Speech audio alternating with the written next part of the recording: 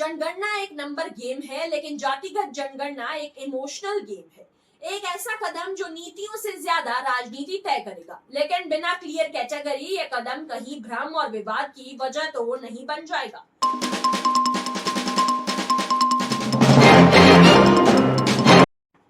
सरकार ने दी जातिगत जनगणना को मंजूरी, लेकिन सवाल उठता है, क्या सच में जाति कोई कैटेगरी है ही नहीं। जी हाँ, नमस्कार, आप देख रहे हैं अवेयर खबर और मैं हूं आपके साथ जानवी भल्ला। आज हम बात करेंगे एक ऐसे मुद्दे की जो आंकड़ों के जरिए भारत की सियासत में भूचाल ला सकता है। वो है जाति जनगणना। भारत में जनगणना की शुरुआत 1872 में हुई थी, लेकिन सोचिए, आजादी के 75 साल बाद भी हमारे पास जातिगत जनसंख्या का आधारित आंकड़ा नहीं है। आखिरी बार 1931 में जाति आधारित जनगणना हुई थी। उसके बाद से सिर्फ अनुमान लगाए जा रहे हैं। लेकिन अब केंद्र सरकार ने जाति जनगणना को मंजूरी तो दे ही दी है और यहीं से शुरू होती है क्रेडिट लेने की होड़। जी हाँ, विपक्ष लंबे समय से इसकी मांग करता आ रहा है। राहुल गांधी हो, अखिलेश यादव हो या तेजस्वी यादव, सबने ही जातिगत जनगणना को सामाजिक न्याय का जरिया बताया है। वहीं बीजेपी ने इसे सबका साथ सबका विकास के दायरे में लाने की कोशिश की है।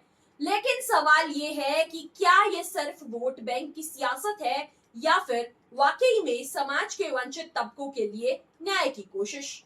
प्रधानमंत्री नरेंद्र मोदी की सरकार ने भले ही अब जाति जनगणना को मंजूरी दे दी हो, लेकिन इसकी टाइमिंग पर भी सवाल उठाए जा रहे हैं।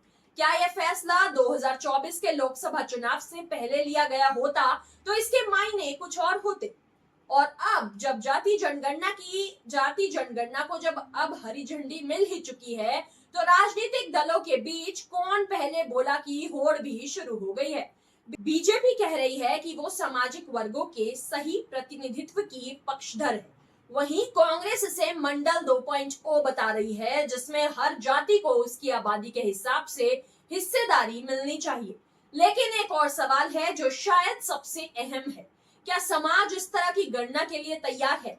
क्या इससे जातिगत भेदभाव और ज्यादा नहीं बढ़ेगा? और क्या यह सिर्फ आंकड़ों की लड़ाई बनकर ही रह जाएगी?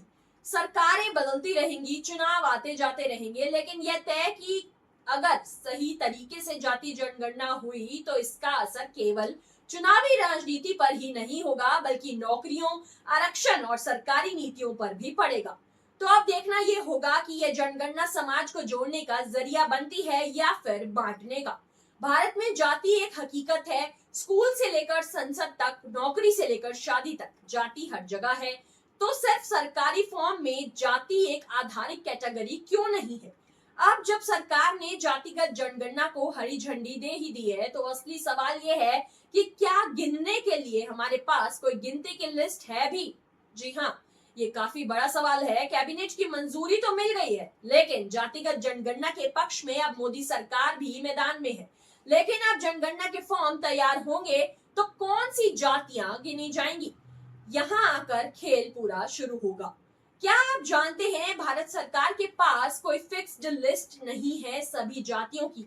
हाँ, एससी और एसटी की सूची है, ओबीसी की एक लिस्ट है जो राज्य दर राज्य बदलती रहती है, लेकिन जनरल कैटेगरी में कौन कौन सी जातियां आती हैं, इसका कोई दस्तावेज सरकार के पास अब तक नहीं है। तो सवाल ये उठता है, अगर जातियों की कोई एक मान्यता प्राप्त सूची ही नहीं है, तो फिर किस आधार पर जातिगत जनगणना होगी? क्या हर कोई अपनी जाति अपने हिसाब से बताएगा? क्या लाखों लोगों की जातियां फिर से जांची जाएंगी या फिर सरकार नई सूची बनाएगी? अब ये है आंकड़ों की लड़ाई। जनगणना एक नंबर गेम है, लेकिन जातिगत जनगणना एक इमोशनल गेम है। एक ऐसा कदम जो नीतियों से ज्यादा राजनीति तय करेगा, लेकिन बिना क्लियर कैटेगरी ये कदम कहीं भ्रम और विवाद की वजह तो नहीं बन जाएगा। ऐसे ही तो अब जब सरकार तैयार है जाति गिनने को, क्या वो पहले यह तय करेगी कि गिनना किसे है? क्या हम एक ऐसे रास्ते पर चल पड़े हैं जहां आंकड़ों से ज्यादा अनुमान होंगे, या फिर ये होगा वो फैसला जो समाज की सच्ची तस्वीर दिखाएगा? इस बड़े फैसले पर आपकी क्या राय है, आप हमें कमेंट करके जरूर बताइएगा। और फिलहाल के लिए बस इतना ही। ऐसी ही तमाम खबरों के लिए आप बने रहें अवेयर खबर के साथ और चैनल को सब्सक्राइब करना ना भूलें। धन्यवाद।